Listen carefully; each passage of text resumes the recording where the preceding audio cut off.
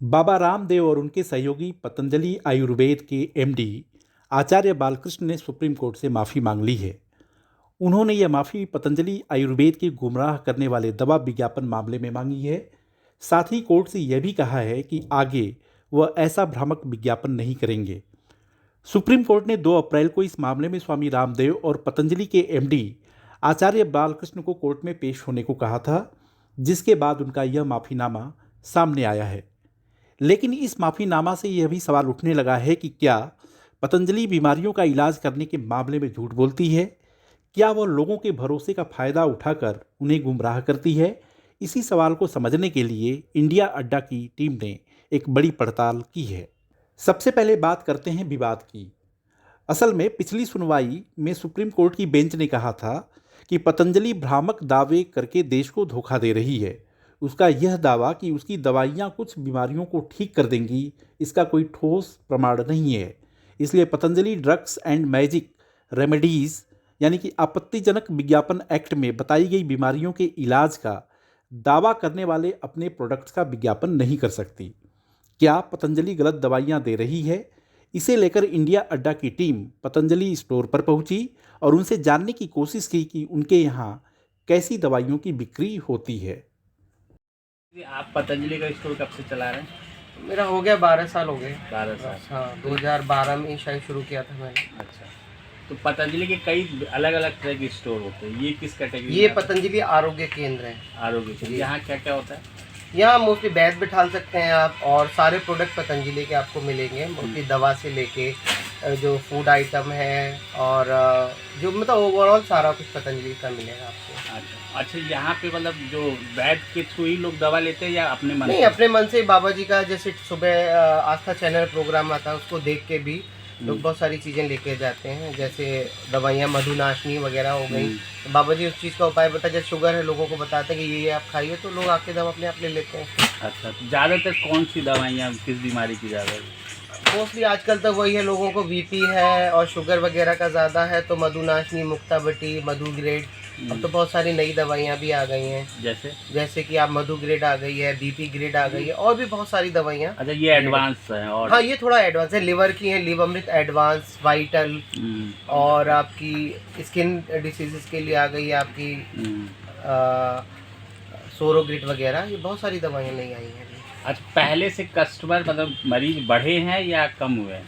नहीं, सेम ही है, ऐसा कुछ नहीं है। कह सकते हैं कि कम हुए या ज़्यादा हुए, एवरेज रहता है। अब जिसको एक्चुअली यहाँ वो लोग आते हैं जो एलोपैथिक से बिल्कुल निराश हो जाते हैं कि आप मुझे, अब जैसे मान लीजिए स्किन वगैरह के हैं, तो एलोपैथिक में ये है कि आपने दवा खाई, उस टाइम तक आपको रिलीफ नहीं है, उसका बंद कर दी तो थोड़े दिनों बाद फिर वही शुरू हो जाता है कि उनको वही प्रॉब्लम। तो अब ये करते हैं लोग, तो आते हैं सुना आपने, पतंजलि आरोग्य केंद्र के विक्रेताओं ने साफ तौर पर बताया है कि यहाँ पर ज़्यादातर लोग ऐसे आ रहे हैं जो एलोपैथ के इलाज से नाराज़ हैं। लेकिन उन्होंने यह भी कहा कि ज़्यादातर लोग दवाओं को लेकर माउथ पब्लिसिटी के जरिए ही आते हैं।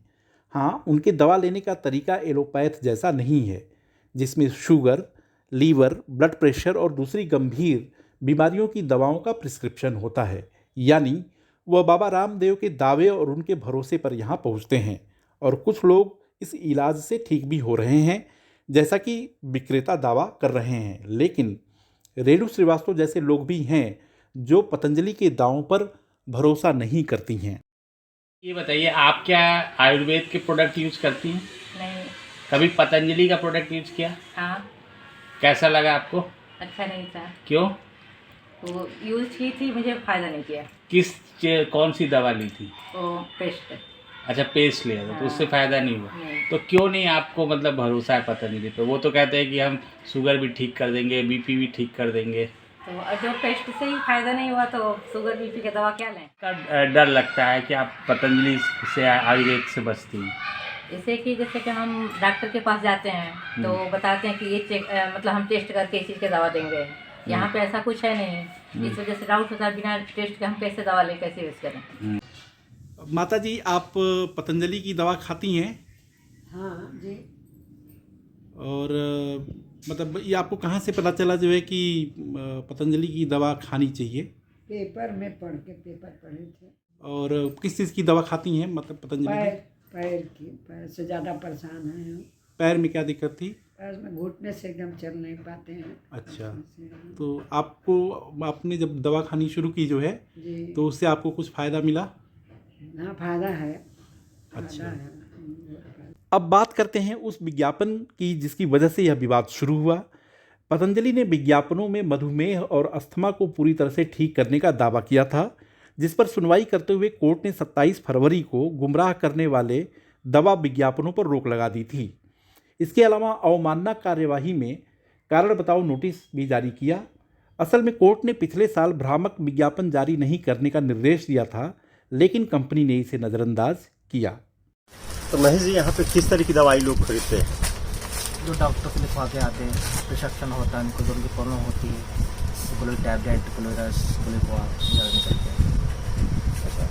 तो वैद्य की पर्ची लेकर के हाँ, आते हैं। वेद का प्रिस्क्रिप्शन होता है पूरा, उसके लिए। तो अभी क्या है, मतलब मरीज लोगों की संख्या बढ़ रही है दवा खरीदने की? नहीं, जिससे नॉर्मल चल रहा है वैसे ही नॉर्मल वे में चल रहा है, जैसे ना बढ़ाए घटाए कुछ नहीं कर सकते। अच्छा, क्या आपको लगता है कि कुछ एलोपैथी दवाइयाँ जो एलोपैथी जो कंपनियां हैं वो कुछ साजिश कर रही हैं बाबा रामदेव के खिलाफ? तो हो सकता है, तो मैं कुछ कह नहीं सकता हूँ। अब बात करते हैं सुप्रीम कोर्ट की सख्ती का। असल में supreme court Indian medical association यानी IMA की ओर से 17 अगस्त 2022 को दायर की गई याचिका पर सुनवाई कर रही है। इसमें कहा गया है कि पतंजलि ने कोविड वैक्सीनेशन और एलोपैथी के खिलाफ निगेटिव प्रचार किया, वहीं खुद की आयुर्वेदिक दवाओं से कुछ बीमारियों के इलाज का झूठा दावा भी किया। इसके बाद कोर्ट ने यहाँ तक कह दिया था कि पतंजलि अगर विज्ञापन नहीं रोकती है तो वह हर एक प्रोडक्ट के झूठे दावे पर 1 करोड़ रुपए तक का जुर्माना लगा सकता है। ऐसे में आयुर्वेद में इलाज का सही तरीका क्या है, इसे समझने के लिए हमने स्वदेशी ब्रांड से आयुर्वेद दवाओं का बिजनेस कर रहे विक्रेताओं से भी बात की। तो आप आयुर्वेद के बिजनेस में कब से हैं? लगभग 8 साल से। तो जैसे आयुर्वेद में आजकल पतंजलि का बहुत नाम है और सुप्रीम कोर्ट ने अभी हाल में ही उनको काफ़ी झाड़ लगाई कि आप, तो उन्होंने फिर ये भी कहा कि हम गुमराह करने वाला विज्ञापन नहीं करेंगे। तो आप इस घटना को कैसे देखते हैं? क्या ये आयुर्वेद के लिए सेटबैक है? जी थोड़ा है इसमें, अच्छा, क्योंकि 100% जो उन्होंने कहा कि 100% गारंटी है, इस पर थोड़ा ऐसा नहीं करना चाहिए कि 100% तो कहीं नहीं मिलता। और अगर ये आयुर्वेद का चिकित्सा का बात, तो आयुर्वेद में देखिए इलाज तो है और अच्छा है, लेकिन इलाज किस प्रकार से किया जा रहा है, या तो रिपोर्ट के अनुसार हो या फिर मरीज के अनुसार हो। फिर अब वो कैसे करते हैं कैसे नहीं करते हैं, इसका तो अब वही बता सकते हैं। आमतौर पे जैसे कोई जब पेशेंट, कोई मान लीजिए शुगर का ही पेशेंट है, तो हर पेशेंट की डोज अलग होती है, तरीका अलग होता है, उसकी किडनी और बाकी चीज़ें अलग होती, पर जो बिल्कुल, बिल्कुल। पतंजलि में जैसे जो आदमी जाता है कहता है मुझे मधुनाशिनी ये दे दीजिए और दे आज दिया। के डेट में तो जनरली ऐसे ही पेशेंट कहते हैं भैया हमें ये दे दीजिए, हमें इससे हमें आराम मिल जाता है। ज़्यादातर लोग करेला जामुन लेते हैं, मधुनाशिनी लेते हैं, शुगर नाशक लेते हैं, ऐसे नीम चूर्ण लेते हैं, नीम रस लेते हैं, ऐसे मतलब तमाम आयुर्वेद में दवाइयाँ हैं शुगर के लिए। तो हाँ, लेकिन अब डॉक्टर किस हिसाब से वो दे रहा है अब बताएगा। तो ये जो चल रहा है कि भाई आप रामदेव जी जो हर रोज़ सुबह क्लेम कर देते हैं चैनल्स पे कि भाई आप ले लो आप ठीक हो जाओगे, वो तरीका सही है? नहीं, उस तरीके में तो देखिए उतना नहीं कह सकते, क्योंकि हर आदमी का अलग अलग विचार है, अलग अलग उसका बॉडी है। बॉडी है। तो ऐसे जनरलाइज नहीं करना चाहिए। नहीं ऐसे ऐसा नहीं पतंजलि को लेकर पहली बार कोई विवाद हुआ हो, उसके साथ पहले भी विवाद हो चुके हैं। जैसे 2015 में कंपनी ने इंस्टेंट आटा नूडल्स लॉन्च करने से पहले FSSAI से लाइसेंस नहीं लिया था। इसके बाद पतंजलि को फूड सेफ्टी के नियम तोड़ने के लिए लीगल नोटिस का सामना करना पड़ा। 2015 में आर्मी के कैंटीन स्टोर्स डिपार्टमेंट ने पतंजलि के आंवला जूस को पीने के लिए अनफिट बताया था। इसके बाद CSD ने अपने सारे स्टोर्स से आंवला जूस हटा दिया था। 2015 में ही हरिद्वार में लोगों ने पतंजलि घी में फंगस और अशुद्धियां मिलने की शिकायत की थी।